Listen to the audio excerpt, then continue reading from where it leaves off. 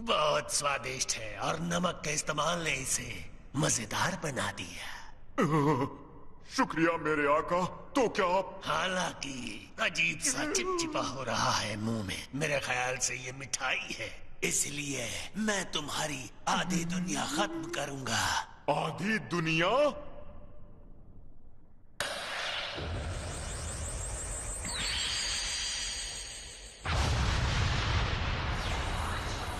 स्वादिष्ट समझे जाने वाले भोजन को छोड़ना कठोरता नहीं होगी? वो चिपचिपी चीज हानिकारक है, वो सुस्त बना देती है। मैंने तो इस गैलेक्सी पर एहसान किया है।